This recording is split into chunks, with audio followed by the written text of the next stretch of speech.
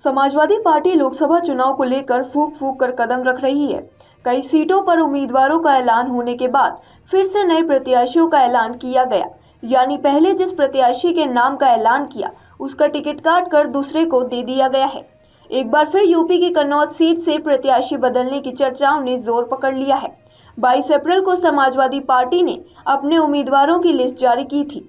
इस लिस्ट में 2 उम्मीदवारों के नाम थे, जिसमें कन्नौज सीट से सपा अध्यक्ष अखिलेश यादव ने अपने परिवार के सदस्य और लालू प्रसाद यादव के दामाद तेज प्रताप यादव को मैदान में उतारा था, जबकि बलिया लोकसभा सीट से सनातन पांडे को टिकट दिया गया था। सपा नेतृत्व की नजदीकी सूत्रों के मुताबिक पार्टी के स्थानीय कार्यकर्ता और नेता अखिलेश यादव को ही कन्नौज से चुनाव लड़ने की मांग कर रहे थे। उन्होंने अखिलेश यादव से अपना फैसला बदलने की गुजारिश की है। इसके चलते अखिलेश यादव ने खुद चुनाव लड़ने का फैसला लिया। हालांकि समाजवादी पार्टी की ओर से इसकी आधिकारिक घोषणा अभी नहीं की गई है। माना जा रहा है कि अखिलेश यादव 25 अप्रैल को कन्नौज सीट से नामांकन दाखिल कर सकते हैं। इससे पहले खबर यह थी कि समाजवादी पार्टी के राष्ट्रीय अध्यक्ष अखिलेश यादव लोकसभा चुनाव नहीं लड़ेंगे। इसके पीछे सियासी कारण है। वह उत्तर प्रदेश में नेता प्रतिपक्ष की भूमिका निभाना चाहते हैं और 2027 के विधानसभा चुनाव के लिए यूपी में बने रहना चाहते हैं।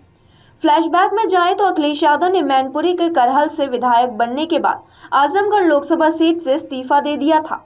उन्होंने नेता प्रतिपक्ष का पद खुद संभाला। चाचा शिवपाल के साथ आने के बाद नेता प्रतिपक्ष के पद को लेकर क्यासबाजी शुरू हो गई, लेकिन वे अपने फैसले पर अड़िग रहे। लोकसभा चुनाव के दौरान उनके आजमगढ़ या कन्नौज से मैदान में उतरने की संभावना जताई जा रही थी, लेकिन आजमगढ़ से धर्मेंद्र यादव और कन्नौज से तेज प्रताप यादव को उम्मीदवार घोषित कर उन्होंने इन संभावनाओं पर विराम लगा दिया था। हालांकि इसके पीछे रणनीति बताई जा रही है।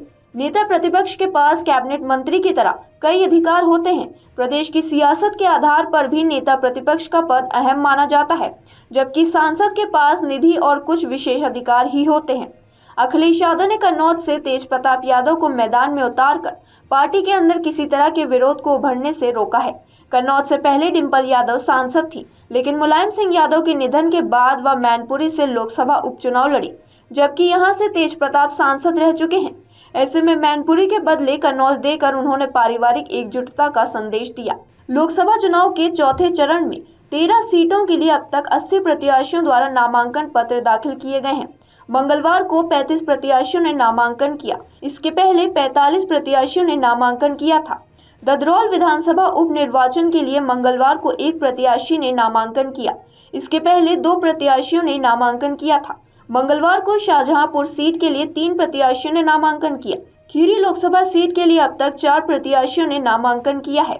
धौरहरा से 3 प्रत्याशियों ने नामांकन किया। सीतापुर से 5 प्रत्याशियों ने नामांकन किया।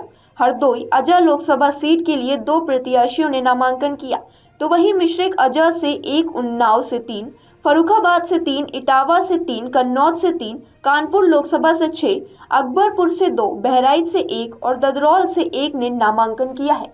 चुनाव से जुड़ी ऐसी खबरों के लिए बने रहिए हमारे साथ और देखते रहिए अमर उजाला।